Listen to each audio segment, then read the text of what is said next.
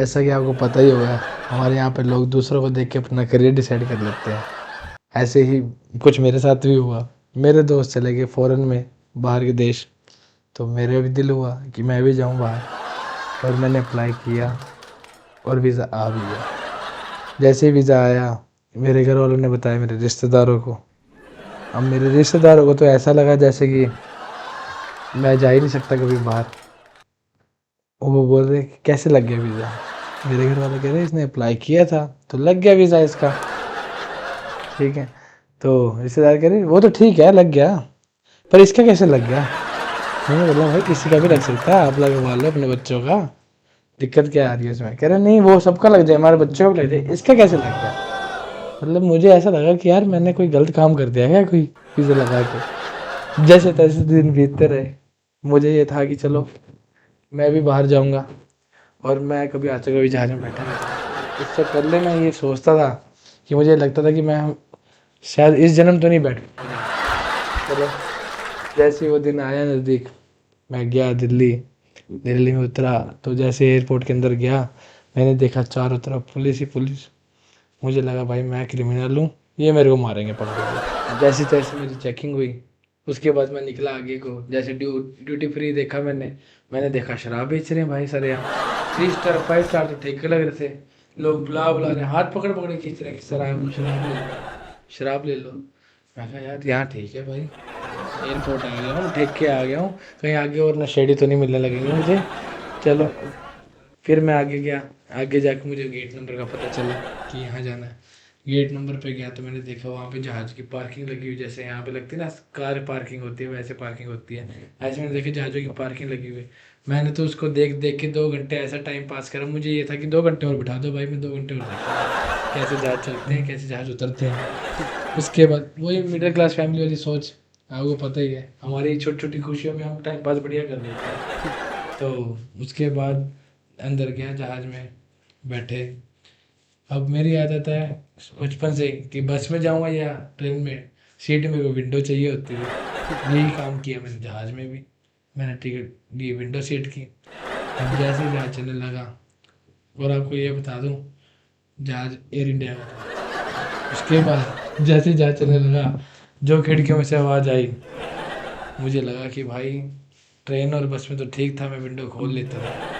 इसकी मुझे लग रहा है अपने आप ना खुल जाएगा ही किसी तरह। मैं कहा चलो भगवान बचाओ किसी तरह। आज पता नहीं कितने जन्मों के बाद तुम मुझे ये पुण्य मिला कि मैं जहाज में बैठ पा रहा हूँ, और आज कहीं आप खिड़की ना खुलवा रहे हो किसी तरह। उसके जैसे जैसे जहाज हवा में चला उड़ा।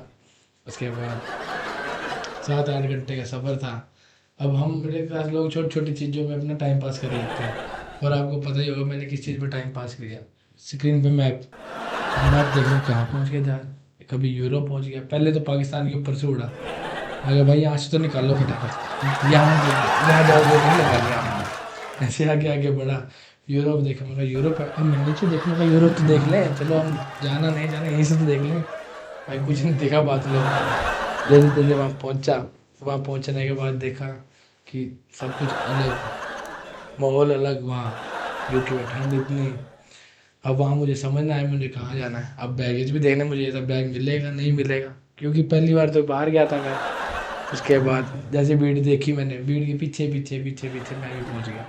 अब जब वहाँ पहुँचा मैं इमिग्रेशन वाली लाइन पे, अब वहाँ पे देखा कि भाई जो एशियन की पासपोर्ट वाली लाइन अलग थी और गोरों की पासपोर्ट वाली लाइन अलग थी। गोरे तो वहाँ जाए स्कैन करे और निकल जाए वहाँ। अब हमारी लाइन ऐसी थी, हमें ऐसा लगने लग गया था कि राशन कार्ड पे कनक लेने आए हैं। उसके बाद जैसे तैसे 4 घंटे मेरे लाइन में लग गए। चलो कोई बात नहीं, मैं जैसे जैसे बाहर निकला। बाहर निकलने के बाद मुझे समझ ना आया जाना कहाँ है। इतने फ्लोर लिफ्ट में मैं कम से कम 1 से 1.5 घंटा मैंने लिफ्ट में बिता दिया मैंने। चलो किस तरह मैं बाहर निकला। अब बाहर निकला तो सब कुछ अलग, नया व्यू एकदम से। बड़ी बड़ी बिल्डिंग्स, ठंड, गाड़ियाँ, बड़ी बड़ी गाड़ियाँ। एक बस भी आई, उस बस में देखा लड़की, अगर पापा की परी, यहाँ पे भी खतरनाक है। उसके बाद मैंने जैसे तैसे कैब करी तो आप मानोगे नहीं, कैब भाई मर्सिडीज़। मैंने उसको बोला भाई सच में मेरी कैब है ये? आपकी कैब है। मैं कहा क्या मुझे चलाने दोगे आप? कह रहा भैया पीछे बैठ गया, कहीं उतार मैं किसी तरह पीछे बैठ गया। जैसे ही मैं बैठा, उसके बाद मुझे होटल लेके गए वो। होटल में उतरा तो होटल में जैसे मैं गया रिसेप्शन में बैठी थी गोरी। अब आपको पता ही होगा हम इंडियंस लोग हैं, गोरी को देख के तो वैसे ही हमें लगता है कि पता नहीं कहाँ ही चले गए। और हाँ, गोरी की बात गए, गोरी ने मुझे सीधा ही बोला हेलो डार्लिंग, हेलो लव। मेरी होगी छाती चौड़ी। मैंने कहा, भाई तेरा भाई पीआर हो गया, तेरे भाई का पासपोर्ट आ गया, ब्रिटिश पासपोर्ट, सीधा सीधी बात है। और मैं इतना एक्साइटमेंट में था, मैं भी अपना जैसे तैसे मुझे उसने रूम दिया, मैं रूम में बैठा। अगले दिन सुबह हुई, मुझे लगी थी भूख। अब जैसे मैं खाना खाने के लिए बाहर गया, वो कह रही क्या लोगे, मैंने कहा वेजिटेरियन लूँगा।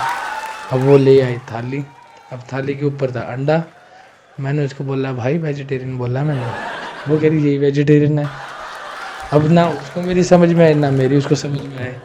थोड़ी देर बहस होने के बाद वो वही थाली ले गई। अब मैं सोचूं करूँ तो करूँ क्या, उसके अंडे एक साइड में कुछ तो वेजिटेरियन पड़ा था, मैंने वो भी नहीं लिया। उसके बाद जैसे तैसे एक इंडियन बंदा बैठा था वहाँ पे, मैंने उसको बोला भाई इंडियन हो आप, वो समझ गया कि ये परेशान है भाई, इसको खाना नहीं मिल रहा। वो कह रहा भाई इंडियन। मैं कहा भाई मुझे खाना खाना है, वेजिटेरियन मैं हूँ। मैंने बोला वेज, वो अंडा ले आया। कह रहा भाई यहाँ पे वेज में अंडे को वेज ही कहा जाता है। मैं कहा फिर क्या बोलूँ, कह रहा वीगन बोलो आप। मैं कहा ठीक है भाई। अब अगली बार आई उससे मैंने बोला, मैं कहा वीगन ले आ। अब वो वीगन खाना ले तो आई, खाना खा लिया।